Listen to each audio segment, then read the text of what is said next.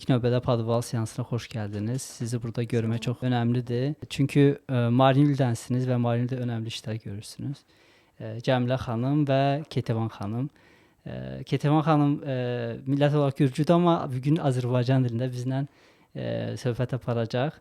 Biz Gürcü dilində də söhbət eləyə bilərik. Sadəcə olaraq bizim auditoriya daha çox Azərbaycanlı olduğu üçün Azərbaycan dilində bugün söhbət eləyəcəyik. Cəmilə xanım, siz bildiyim qədərilə 3 uşaq anasısınız və 2 dənə mərkəziniz var və ayrıca bir işiniz var. Bəli. Həm evdar qadınsınız, həm də ki öz işiniz var, işlə məşğulsunuz. Yəni bu qədər iş ola siz nə qədər bu nətər çatdırırsınız siz bu qədər işi eyni vaxtda görməyi? Hər kəsi salamlayıram bir daha. Deməli, yəni ki, mən həmişə deyirəm, əgər bir insan istəsə, hər şeyə nail ola bilər. Yəni ki, hər şey insanın istəyindən asılıdır və gördüyü işə qarşı sevgisindən. Yəni ki, mənim üçün də həmişə vacib idi, yəni ictimai işlərdə, yəni ki, fəaliyyət göstərmək və mən yolumu belə davam elədim. İntellekt təhsil mərkəzini yaratdım. Bir və əlavə də işim var dediyiniz kimi Oriflame kampaniyasında fəaliyyət göstərirəm. Artıq 8 ildir. Paraleldə yəni ki, həm təhsil mərkəzi, həm bu iki işi bərabər idarə edirəm. Ketevan xanım da mərkəzdə müəllimədir, Gürcü dili müəlliməsidir. Bəli, Gürcü dili müəlliməmizdir, fenomendir. Yəni ki, çox vacibdir əslində müəllimənin uşaqların doğma dilində danışması bilməsi. Çünki 1-dən 4-cü sinifə kimi doğrudan da yəni ki, müəllimələr rahatçılıqla yəni ki, öyrədə bilər dili, amma 5-ci sinifdən yuxarı çox çətindir. Ona görə də yəni ki, Azərbaycan dilini bilməsi bizim uşaqlarımızın daha yəni ki, nəticəsi daha tez bir zamanda görünür. Vacibliyi də elə bundadır ki, uşaqların bildiyi dildə müəllimə başa sala bilir. Nə zaman tanışdınız və bu yəni bir işbirliyi nətər başladı Ketevan? Təhsil mərkəzini yəni ki, elə birinci günlərindən Keti müəllimə bizimlədir. Və artıq 5 il, bu il 5 ilimiz olacaq ki, biz çalışırıq bərabər. Ketevan xanım Marinildən əslən, Marinildə doğuldu və eyni zamanda Azərbaycan dilini də bilir və Azərbaycan və rus dillərini bilir. Sərbəst bilir. Yəni sizin ixtisasınız tam olaraq Gürcü müəllimdir, yoxsa başqa ixtisas oxudunuz? Salam hamıya. Bəli, mən nətər deyim, yəni Azərbaycan dili mənim doğma dilim deyil, amma normal formasında yəni deyə bilərəm ki, bilirəm. Mən Marniolidə doğulmuşam, 6-cı nömrə məktəbi qurtarmışam. Uşaq zamanında da bilirdim, yəni Azərbaycan dili, çünki elə sosiumda yaşamışam ki, Azərbaycanlılar çox idi. Özdə marağım çox idi ki, Azərbaycan dili öyrənim.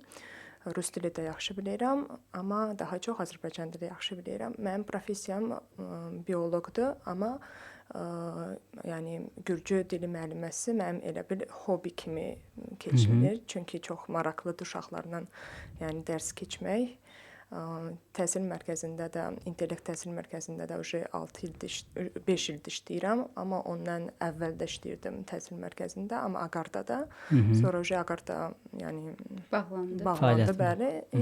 Cəmilə də mənə məsləhət elədi ki, yəni bizim təhsil mərkəzində gələrsiniz. Mən də çox razı idim, çünki yəni nətərdə dedim, uşaqlarla əlaqəm çox yaxşıdır. Çünki düz deyirsiniz Cəmilə xanım, ha vaxt öz dilində başa salırlar, yəni dərsləri daha uşaqlar tez götürürlər, daha maraqlıdır onlar üçün. Onun üçün də yəni bu professiyamı seçdim və indiyinə qədər keçirəm və çox çalışıram ki, çox sevir Keti müəlliməmizi. Rezultatımız da yəni normaldır. Yəni mən çox razıyam.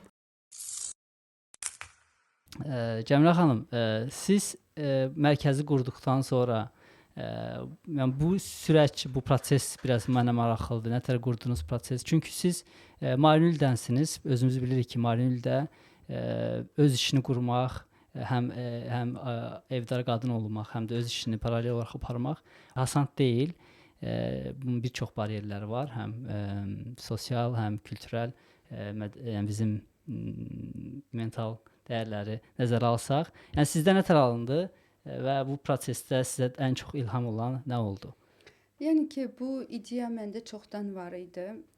Öz uşaqlarıma baxaraq, yəni ki, bu məktəbdəki təhsil məni qane etmirdi.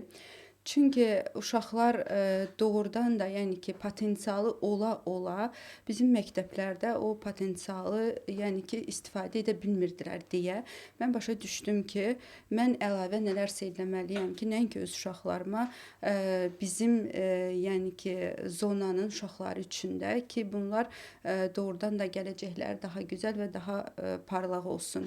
Və bunda da mənim əgər bir toxunuşum olarsa nə gözəl mənim üçün, özüm üçün bir missiya kimi qəbul etdim bu işi və arxasında durdum. Yəni ki, belə başlanğıcım mənim balaca yerdən oldu. Çünki tam əmin deyildim ki, bu iş məndə nətər alınar, nətər gedər. Dəstəkçim yox idi. Özümə dəstəkçi olmuşam.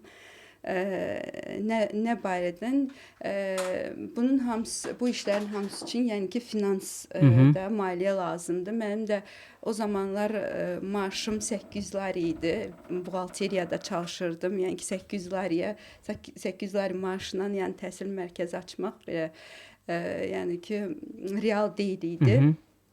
Ona görə də mənim üçün sual idi, yəni bunu hansı tərəfdən başlayım, amma bir plan varsa, yəni məqsəd varsa, insan yollar axtarır ki, bunu necə həyata keçirsin. Mən dediyim kimi həm buğalteriyada çalışırdım, həm əlavə Oriflame ilə məşğul idim. Bu barədə biraz sonra danışaram, amma əslində bu kampaniyanın mənim həyatımda böyük rolu olduğunu, yəni ki, bugünkü günü də deyə bilərəm. Şəxsi inkişafınıza çox dəstək oldular. Liderlik qabiliyyətləri verdi, yoxsa necə oldu? Yəni ki, belə oldu. Mən Oriflame registrasiya oldum, başladım çalışmağa, maaşım var idi. Yəni ki, bizim insanlara başladım bu iş sxemasını başa salmağa. Çünki yəni ki, evdar xanımlar registrasiya olurlar bu kampaniyaya, amma dərk edəmirlər ki, yəni burada necə işləsinlər, necə uğura nail olsunlar. Yəni bir neçə yerlərdə çalışmaqla, yəni ki, doğru yolla aparmayan insanlar da var. Yəni hər kəs düzgün işləmir, onu da başa düşdüm bir müddətdən sonra. Çünki biz həmişə, yəni özümüz necəyik, elə bilirik ki, yəni ki, ətrafdakı insanlar da elə olmalıdır, psixoloji tərəfdir. Amma yavaş-yavaş, yəni ki, gördüm ki, yox, elə deyilmiş. Qızlarım da bunu mənə, brend partnyorlarım, məndən işləyən insanlar bunu sübut etdilər ki, yox, doğrudan da, yəni ki, hər cürə işləyən, çalışan insanlar var.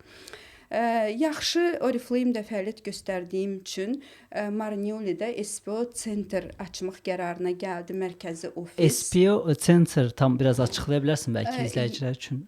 Yəni ki, bu Oriflame-in məhsullarının, zakaz sifariş edilən məhsulların Marnioli'də dastavka punktu. Hardan bu insanlar, çatdırılma, hardan bu insanlar gəlib öz sifarişlərini apara bilərlər.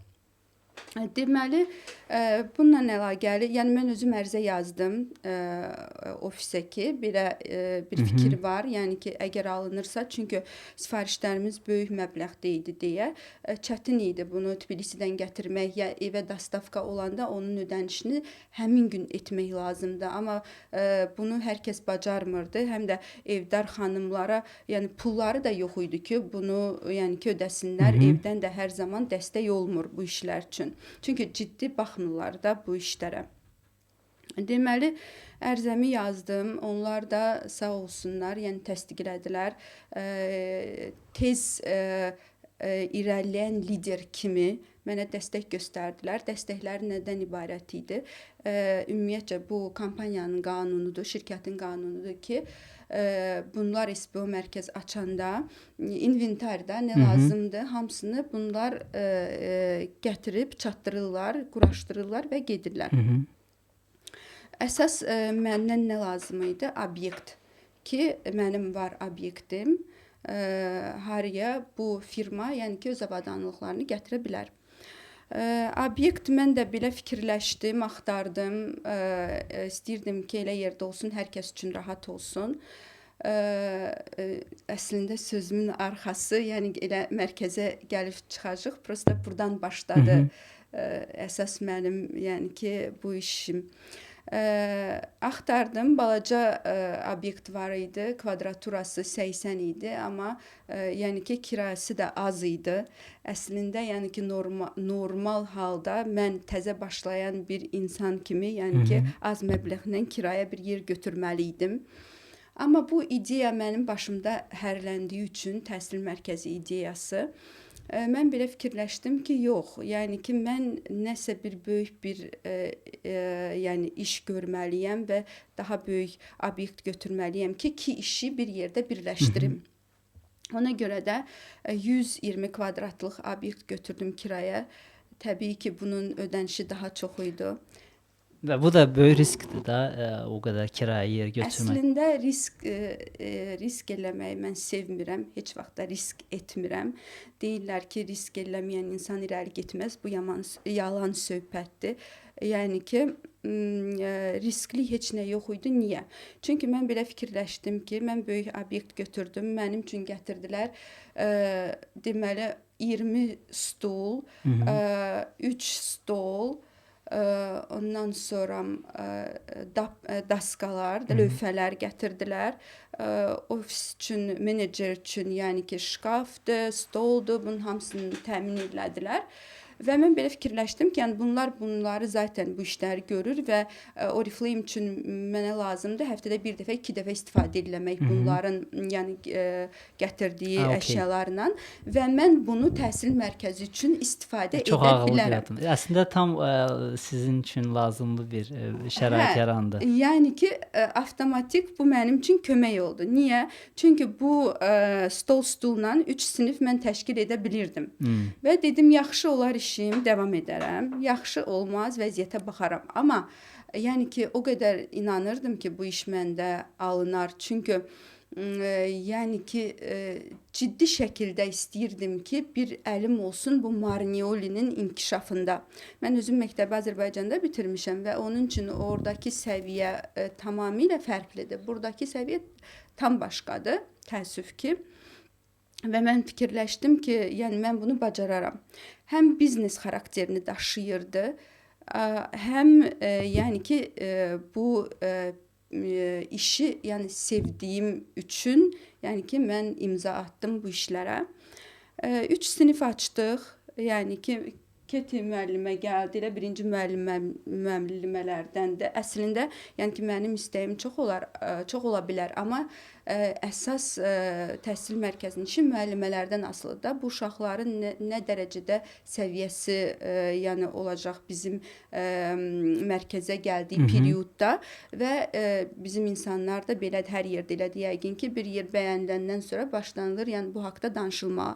Valideynlər başladı bir-birlərinə deməyə ki, doğrudan da orada yəni ki, belə gözəl hazırlayırlar uşaqları və yavaş-yavaş tələbələrimiz, şagirdlərimiz artmağa başladı. Siz mərkəzi açdığınızda Marnildə artıq neçədən təhsil mərkəzi var idi təxmin olaraq? İlklərdən idiniz, yoxsa var idim artıq mərkəz? Mən açdığım zaman, düzün desəm, heç xəbərim yoxdur. Ketin xəbəri var deyəsən. Keti mənim əmim oğlu açmışdı Ağartıyı. Yəni onların 2 nəfəri açmışdılar onlar orayı. Yəni ki, onların da buğalteriyasını mən aparırdım əslində. Yəni ki, onları bilirəm. Bir də Greenwich var idi. Bu iki mərkəz, yəni ki, dəqiq bilirdim ki, var. Ondan sonra elə bil ki, bunlar bağladılar bu təhsil mərkəzini, psixoloq keçdi onların yerinə və mən başladım. Yəni biz indi işlədiyimiz periodda bizə yaxın territoriyada bir yeni mərkəz açıldı. Gəldilər mənə dedilər ki, bax orada da mərkəz açılır da, elə bil ki, konkurensiya məsələsi kimi belə yanaşdılar. Dedim, nə gözəl.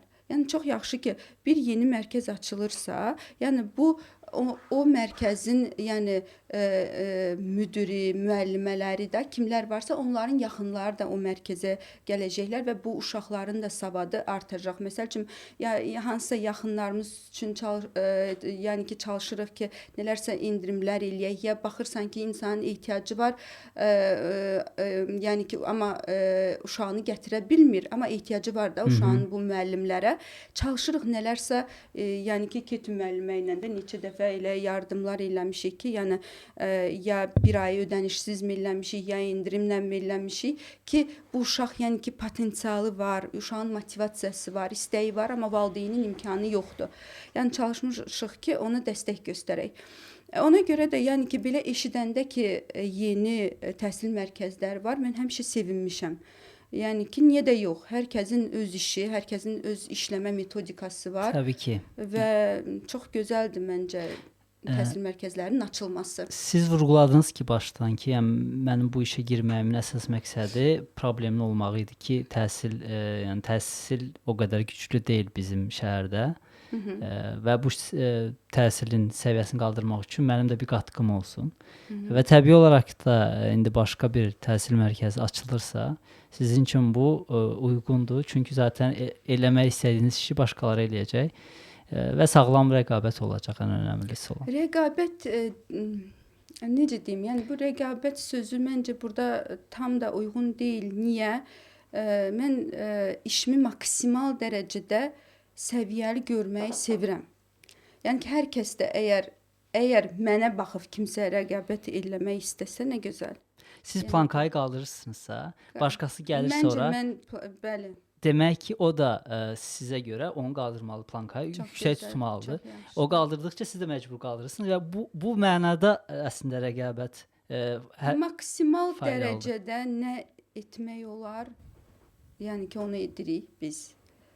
Yəni ki, həmişə düzdür, böyüməyə yer var, elədir. Amma ki, bugünkü nəticələrimiz, yəni ki, bizim düzgün yolda olduğumuzu göstərir. Biraz da Marinül haqqında danışaq. Ümumiyyətlə, mərkəz olaraq Marinülə nə kimi yenilik gəldi?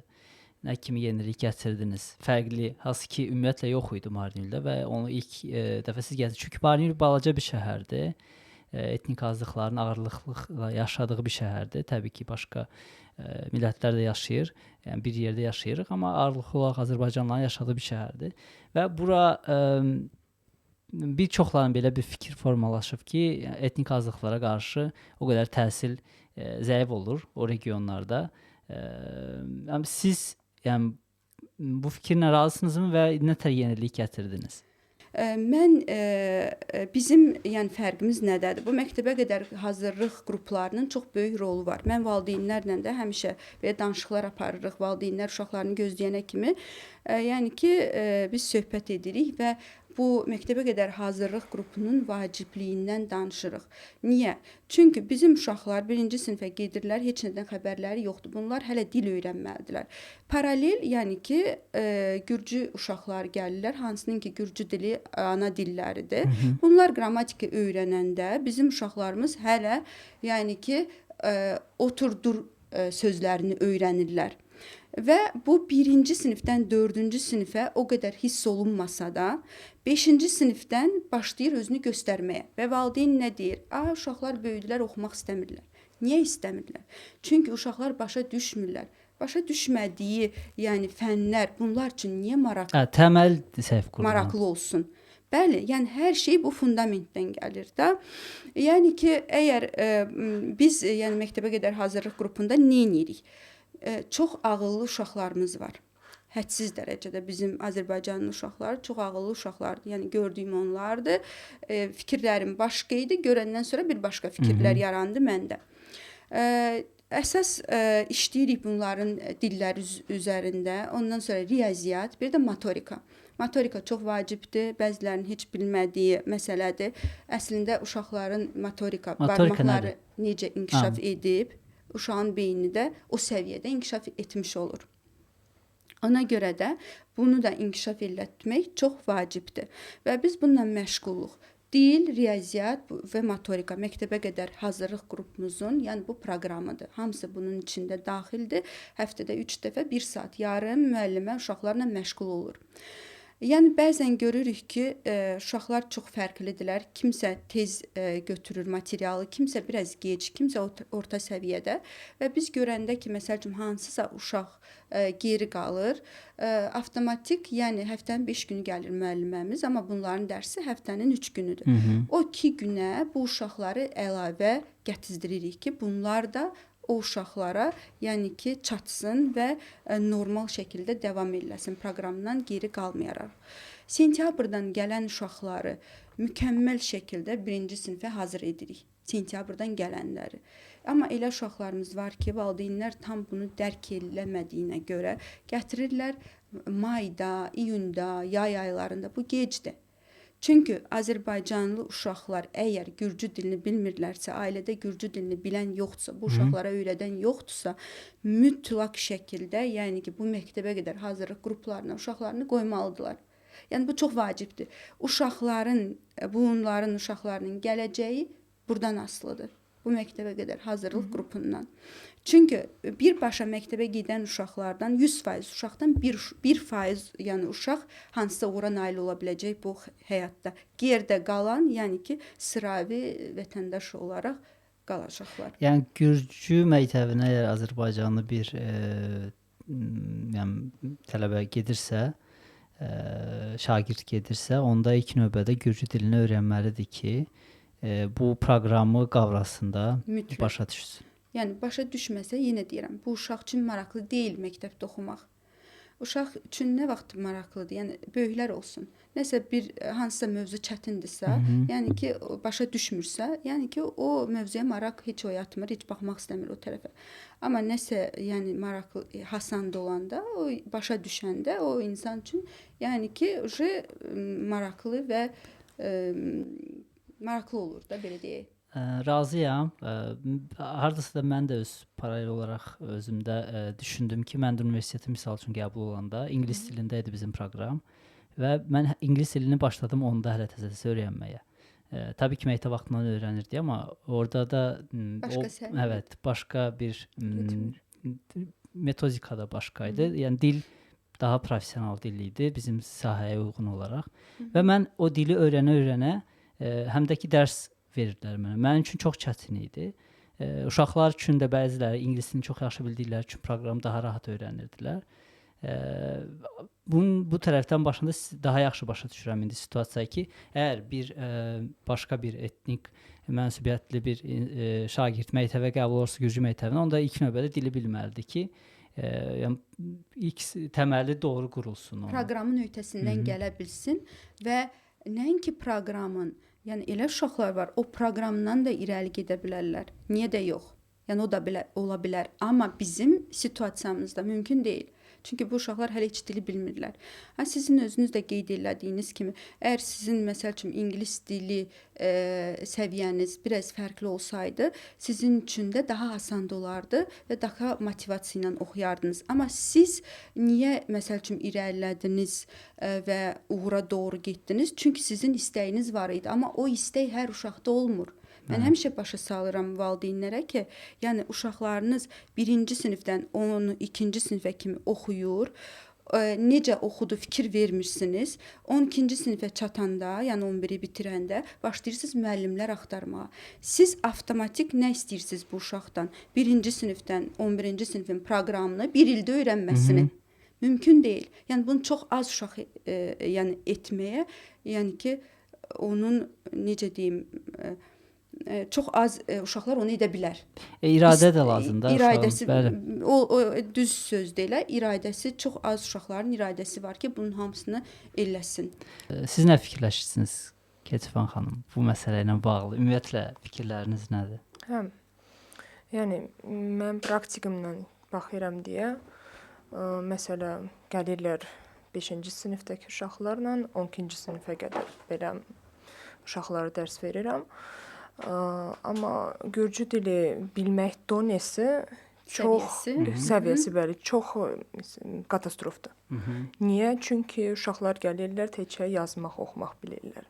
Heç düzəməlli, yəni zaman deyim, nətərdir, indiki, keçmiş, gələcək zamanda heç çörümək bilmirlər. Bu metodla işləyirəm ki, uşaqlar yəni bilməlidirlər, yox, indiki, keçmiş, gələcək, nətər forma, feili, nətər yəni deməlidirlər.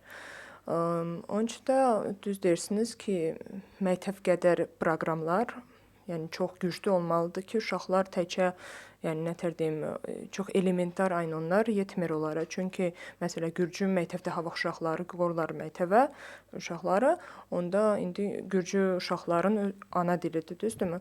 Amma onlara görə ana dili deyil, çox belə zəif qalırlar. Ondan sonra da 5-ci sinifdə hava adda deyirlər, sonra gəlir tarix dərs, məsələ təbiət dərs. O da çox nətər deyim, yəni dil bilmirsənsə də yaxşı öyrənəmirsən. Heç maraqın da yoxdur. Ondan sonra uşaqların heç maraqlı da deyil o dərslər.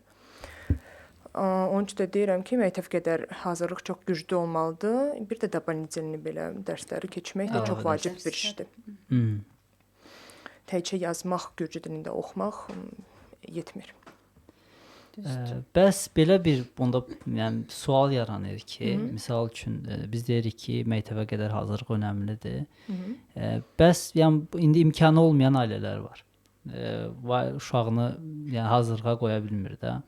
Bunun əslində dövlətin hər hansı bir proqramı varmı? Belə bir bilginiz varmı? Dövlət uşaqlara hazırlıq üçün özəl olaraq ya etnik hazırlıqlar üçün belə bir proqram varmı? Mənim üçün elə ağrılı mövzuya toxunduq. Bu mövzu haqqında dünən biz danışdıq. Bizim iş qadınlarla görüşümüz oldu. Parlamentin spikerindən Nino Slovani ilə dünən gəlmişdi. Elə bu barədə mən fikirlərimi dedim ki, yəni ki, çox vacibdir bu məktəbə qədər hazırlıq qrupları, amma təəssüf ki, mən hələ yəni məndə hələ o güc yoxdur ki, mən bu məktəbə qədər hazırlıqları ödənişsiz edəm. Ona görə də bunlardan belə bir xahişim oldu ki, mənə qruplar açsınlar ki, mən bunu ödənişsiz edə bilim. Dedim, biz tərəfdən biz öz işimizi bilirik, necə etmək lazımdır. Əgər siz tərəfdən də belə dəstək olarsa, nə gözəl. Çünki bağça problemləri də var əslində Kvemokartli regionunda. Ona görə də yəni bağça olmasa da ən azından bu qrupların sayını artırıb və ödənişsiz etsək, məncə çox gözəl nəticələrə gəlib çıxa bilərik və biz elə dünənki görüşdən sonra mən yəni çox belə ümidlə gözləyirəm ki, bunlardan müsbət cavab alaram. Məncə siz yəni başa düşdüm daha yaxşı indi mövzuyu ki, siz əslində o boşluğu doldurmağa çalışırsınız. Aslında ki, əslində dövlət eləyə bilərdi. İndi başa düşürəm bunu. Yəni eləmirsə nəyisə görür, nəyisə görmür, nəyisə bilir, nəyisə bilmir. Ola bilsin heç bunlara çatdıranda doğru düzgün şəkildə insanlar yoxdur. O da ola bilər. Amma mən öz tərəfimdən, əlimdən gəldiyi dərəcədə, yəni bunun hamısını etmək istəyirəm. Ona görə də ümidvaram ki, alınar. Başqa bir mövzuya keçək. Ümumiyyət Marinliyə qayıdaq geri. Sizin ikinizin də fikirləriniz mənim üçün maraqlıdır. 3 dənə misal üçün sevdiyiniz xüsusiyyət Marinli haqqında nədir? Və sevmədiyiniz 3 dənə 3 xüsusiyyət nədir və sevmədiyiniz 3 xüsusiyyət nədir? Səncə Keti? Sevmədiyim xüsusiyyət odur ki, stereotip. Stereotiplər var. Stereotiplər çoxdur. Məsəl üçün örnək versəniz. Məsəl üçün, mən nətər deyim, öz praktikamda gözümlə nə idi görmüşəm, məktəbdə də keçdiyim zamanda da onu görmüşəm ki, yəni elə bil qız oxumamalıdır, universiteti qurtarmamalıdır. Qız işləməməlidir. Bu da çox pis tərəfidir. Qız təkcə nətər deyim, yəni ailə qurmalıdır. Amma mən ondan конечно razı deyiləm, əlbəttə ki. Amma yaxşı xüsusiyyət odur ki, nə deyim məsələn, yaxşı yeməkləri var, hə, bəli. Kulturası çox maraqlıdır. Marinliyin. Bəli. Bir də bu etnik belə nətər deyim, Azərbaycan gürcü, ermənilər çox belə yaxşı dost kimi yaşayırıq Bir bir yerdə. yerdə. Hə. Bu mənim tərəfimdir. Bəyəndiniz. Aha. Sizin Cəmilə xanım? Əslində mən hər şeyi yaxşı tərəfdən baxmağı sevirəm. Mən pis tərəflərini, yəni ki, altdan belə cız çəkməyi sevmirəm. Yəni ki, məncə bir insan əgər doğru həyata baxışı, doğru prinsipləri varsa, o doğru prinsiplərindən çox rahat və gözəl bu cəmiyyətdə yaşaya bilər. Yəni ki, mən problem görmürəm. Mən süni intellektin vasitəsilə Azərbaycan, yəni Gürcüstanda yaşayan Azərbaycanlı qadınlar haqqında 5 dənə stereotip çıxartmağını istədim və onlar belədir. Deyir ki, Azərbaycanlı qadınlar təhsilsizdir. Belə bir stereotip var. Ketevan xanımın da dediyi kimi, yəni burada bəziləri var onlardan. Erkən evlilik onların taleyidir. Azərbaycanlı qadın işləməməlidir, evdə oturmalıdır. Elə bir stereotip var. Onlar yalnız ev, ailə və uşaqlarına maraqlanırlar. Bir də ki, 5-ci stereotip isə Gürcü cəmiyyəti ilə ünsiyyətdə çətinlik çəkirlər. Burada dil baryerini verib, bilmirəm nə qədər. Dil bariyeri məncə də əsasdır. Nə fikirləşirsiniz bu stereotiplər haqqında? Yerdə qalan stereotiplər yenə də mən həmişə dediyim kimi, bugün dediyim kimi də, yəni ki, ailədən irəli gəlir hər şey və biz yəni müasir zamanda yaşayırıq və dəyişilməyə doğru gedirik və daha yaxşı olmağa çalışmalıyıq. Yəni bu stereotiplərdə yavaş-yavaş biz bir kənara çalışırıq ki, qoyaq. Düzdür, çox çətindir. Çünki mən bu ikinci işimlə əlaqəli, yəni bunu görürəm. Yəni ailədə bu qızların həyat yoldaşları nə qədər problem yaradır. Bu qızlarla biz görüşürük, ailələrə gedirik, danışırıq, işin yaxşı tərəflərini göstəririk və burada pis heç nə olmadığını çatdırandan sonra bu insanlar başlayırlar başqa tərəfdən baxmağa. Bir də bizim bu ikinci işimizin yaxşı bir tərəfi var. Səyahətlər var. Yəni ki, hansısa planı yerinə yetirəndə səyahətlərə gedə bilirik və bu səyahətlərdə yəni bərabər də ailecə bərabər gedirik və orada bir-birimizlə danışmağa, tanış olmağa, yəni imkanlar olur və bu insanlar da başa düşürlər ki, bunların yoldaşları kimlərlə işləyir, necə insanlarla işləyir və yavaş-yavaş bu fikirləri, yəni ki, biz gerdə qoyuruq və bunların fikirləri dəyişir. Elə bu yeni ildə mən belə bir iş elədim. Bütün mənim qrupamda direktor səviyyəsinə gələndə rütbələr var. O Reflame-də öz sistemi var. Direktor səviyyəsindən yuxarı komandamda kimlər var idisə, mən bunları dəvət etdim evə, həyat yoldaşlarından bərabər. Mənə qızlar deyirlər ki, əziyyət çəkmə də, gedək bir restorana ya haraya desən, çətin olmasın. Dedim, yox, mən istəyirəm ki, yəni bu insanlar bizim ailəyi görsünlər, biz necə yaşayırıq, evimizi, uşaqlarımızı, yəni ki, baxsınlar və bir-birimizlə də bu situasiyada, yəni belə yerdə tanış olmaq istəyirəm, kimlər ki, bir-birlərini tanımırlar. Və doğrudan da çox yaxşı effekti oldu. Nəticəsi oldu bizim bu görüşümüzün və yenə deyirəm, mənim işimdə nə maneçilik törədir, yəni ki, maksimal dərəcədə çalışıram elə tərəfdən bunu çözəm ki, hər tərəf üçün, yəni ki, hasan da olsun. Biz belə indi biraz irəli gedən aktiv qızlarla oturub danışanda deyirlər, boşan, vəsə. Yəni ki, çözüm boşanmaqdır. Niyə? Çünki hansısa fikirləri var və bu ideyaları var. Bunları yəni ki, qarşı tərəfdən mənfi yəni fikir alanda, yəni ki, nə etsinlər? Yoldaşı deyir, yox, məsəl üçün nəyisə etməyəcəm. Bu deyir, yox, mən etməliyəm. İstəyirəm. Problemlər yarananda qızların tövsiyəsi sıra boşan. Amma boşanmaqla çözülmür bu problem. Ona görə də yenə deyirəm, hər şey özümüzdən asılıdır və doğru, düzgün tərəfdən yanaşmalıyıq problemə. Məncə çözə bilərik hər şeyi. Razıyam sizinlə. İnsanları göstərmək lazımdır. İnsanlar bilmədiyi, görmədiyi şeylərdən qorxurlar və gördükcə, tanıdıqca onlar da maariflənirlər və dəyişirlər təbii ki, müsbət tərəfləri olar. Yəni hər bir problemi məncə oturaraq, müzakirə eləyərək bir nöqtəyə gətirmək olar. Məntiqlə danışanda ən azından insan həmin vaxt razılaşmasa da, yəni ki, amma fikrində nələrsə dəyişməyə başlayır. Bilmirəm, bu sualı doğru bir formalaşdırmalıyam əslində. Fikir var ki, yəni Gürcüstan Azərbaycanlıları, burada Gürcüstanda yaşayan Azərbaycanlılar dili öyrənməyə həvəsli deyillər. Bu, nəyim, taksidə gedəndə də bunu eşidirəm. Marşrutkada da olur bu söhbətlər. Deyirlər ki, yəni niyə Gürcü dilini öyrənmirsən? Biz, yəni Gürcüstan Azərbaycanlılar. Səncə Keti, yəni burada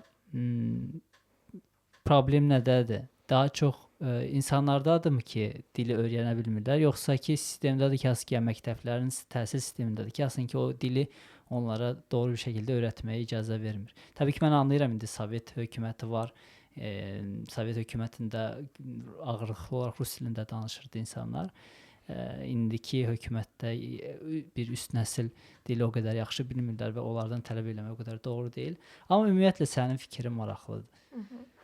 Məncə problem ikisindədir. Çünki yəni uşaq necə deyim, özü istəmir, onu heç vaxt öyrəşməyəcək yox. Özü motivasiya olmalıdır ki, yəni istəməlidir ki, mən bunu öyrəşərəm, bacararam. Özü də sistem də zəifdir. Çünki məsələn Azərbaycan proqramlarda Gürcü dili, nətər ikinci dil belə deyirlər. Yox, nətərdə öyrədirlər. O da çox elementardır, çox. Təəssüf ki, belədir. Onun üçün də sistem də dəyişiləsidir. Onu çox güclənmək lazımdır. Bir də uşaq özü də istəməlidir, özü də motivasiya ilə olmalıdır ki, mən bunu etməliyəm. Təkcə məktəbin problemi də deyil, müəllimin problemi də deyil. Yəni hər şeyin problemidir bu. Bizdə 1+4 proqramı var. Bəli. 1+4 proqramında bildiyim qədərilə Gürcü dili öyrədilir.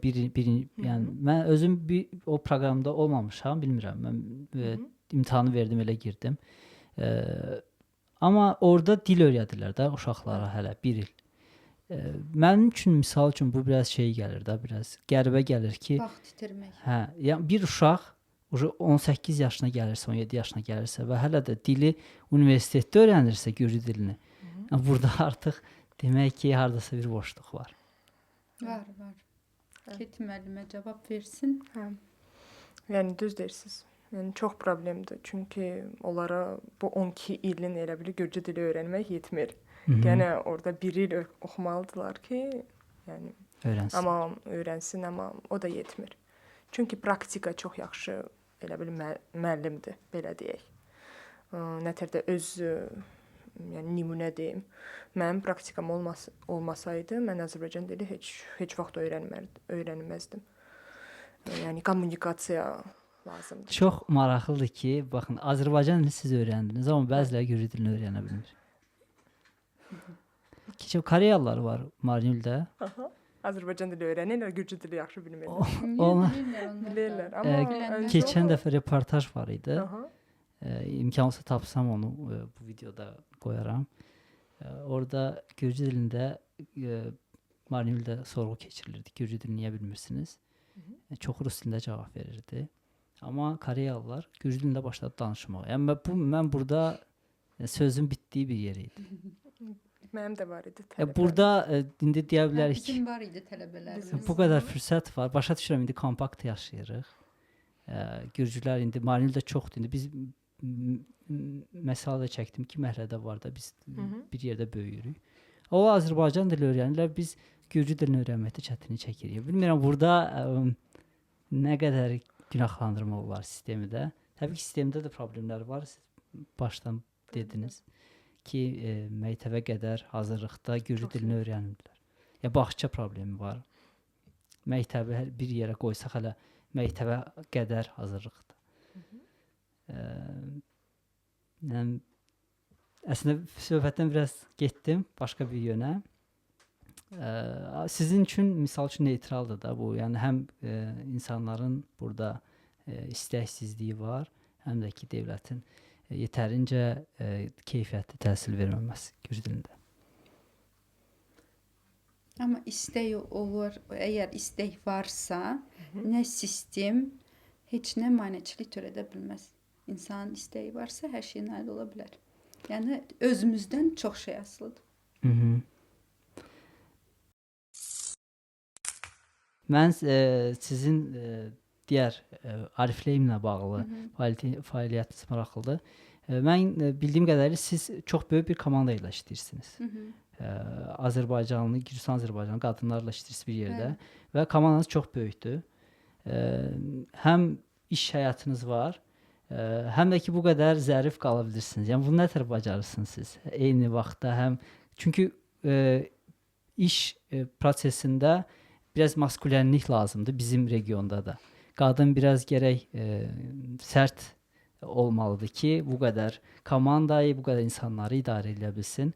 Amma eyni zamanda da qadın həm zərif qala bilirsə, bu biraz sual yarada bilir. Mənim əsas metodum hər şeyi yaxşılıqla və pozitivliklə yəni ki, həll eləmək.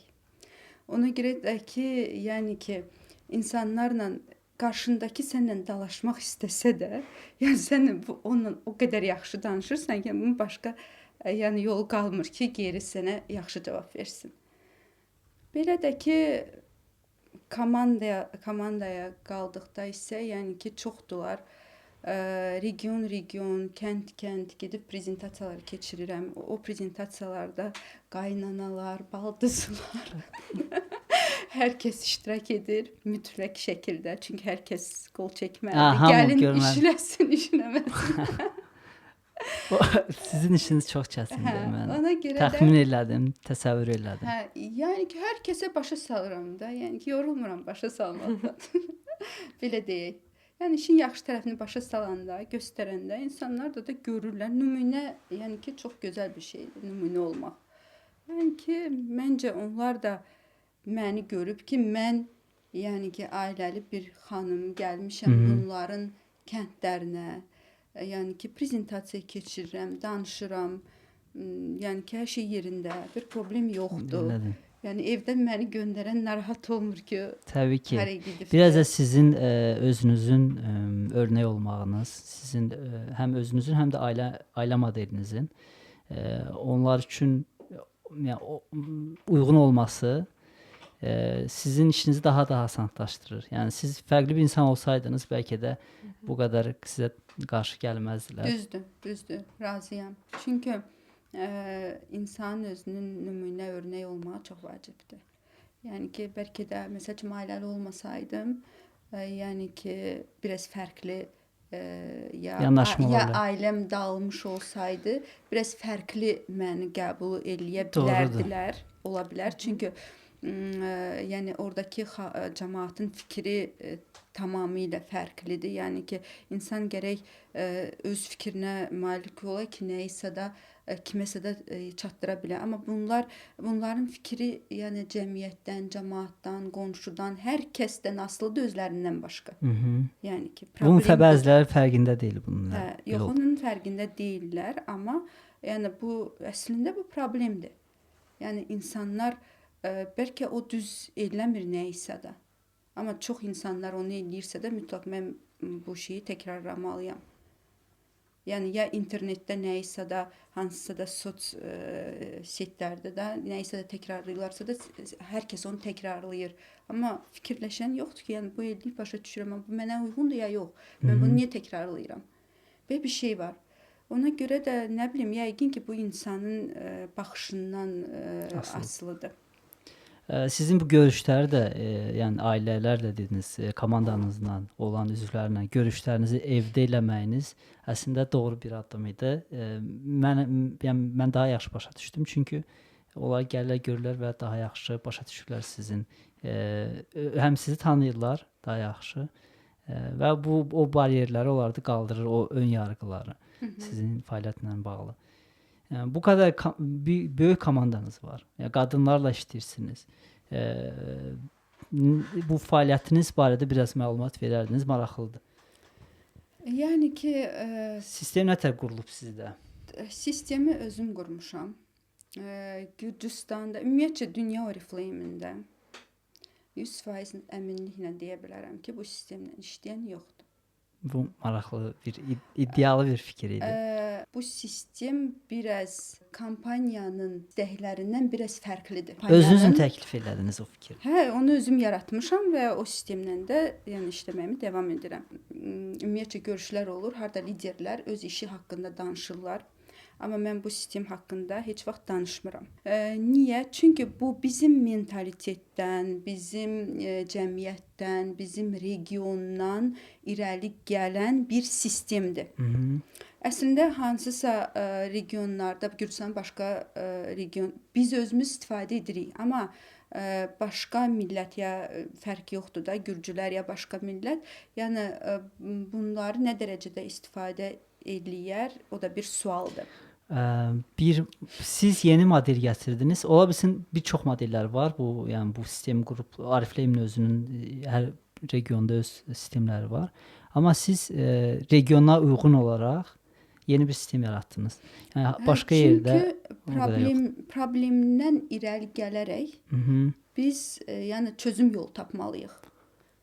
Yəni ən düzgün metod məncə budur. Özdə fərq yoxdur sayədə. Yəni harda problem var, oranın yəni ki yerinə uyğun çözüm yolları tapmalısan da bizə xas olmayan bir şeyi biz orada eləyə bilmərik. O özünü doğrultmaz məsəl üçün. Bu qaldı ki bütün Gürcüstan üzrə bu metodikayı mən indi Allah qoysa ayın 26-sı Laqodexə getməliyəm. Yəni orada da başa salacağam bu metodikayı, yəni ki fikrimi ki, yəni onlar da bu metoddan istifadə etsinlər və bizim komandada çalışsınlar.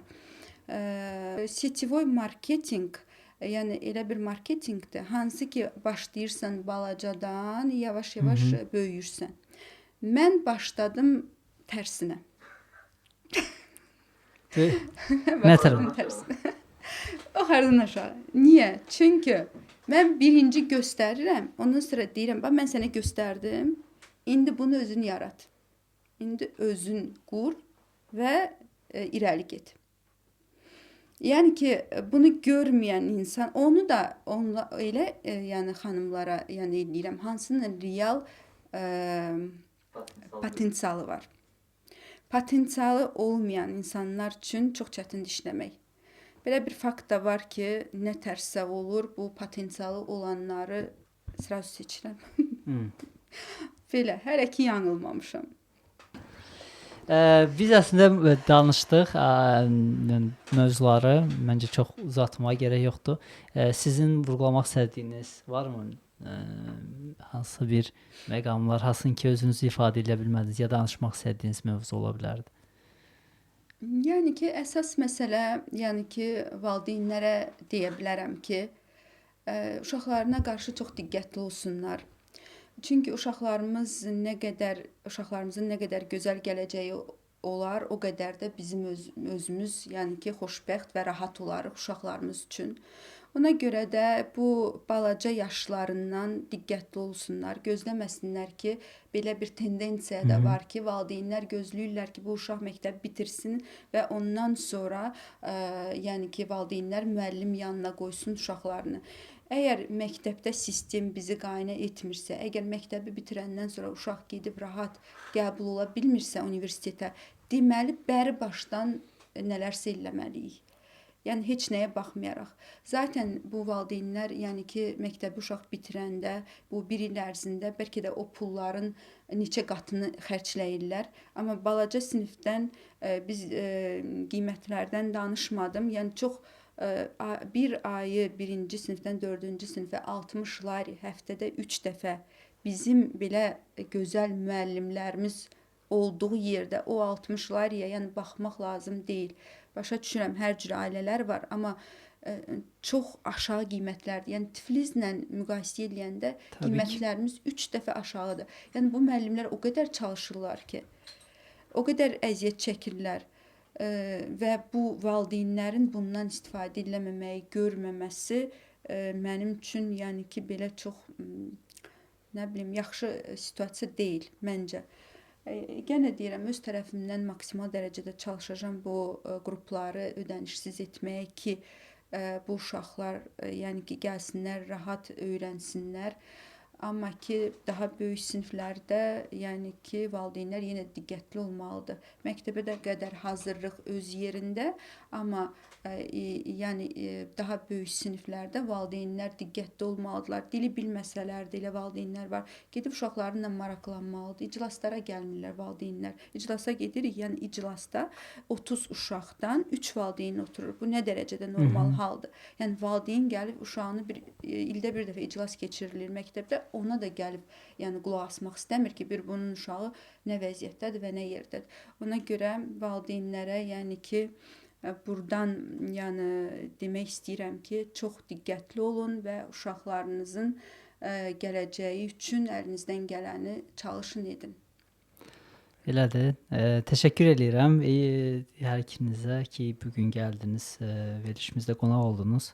Kate xanım, çox sağ olun. Sizə sağ olun. Son olaraq bir fikir bildirmək istəyirsiniz? Yəni, son olaraq hər hangi bir fikir deyə bilərəm bəli. Odur ki, yəni motivasiya olasıdır hamıya. Çünki gürcü dil çox vacib bir dildir, əgər Gürcüstanda yaşayırlar deyə. Bəli, valideynlər də çox işləməlidirlər uşaqların irəliyə görə. Çünki əgər uşağın irəliləmək istəyirlərsə də, yəni dil bilməm, ha vaxt bilirsən, o çox vacib bir işdir. Yəni bu donedə işləsələr daha yaxşı olar. Siz Cəmilə xanım, təşəkkür edirəm gəldiyiniz üçün.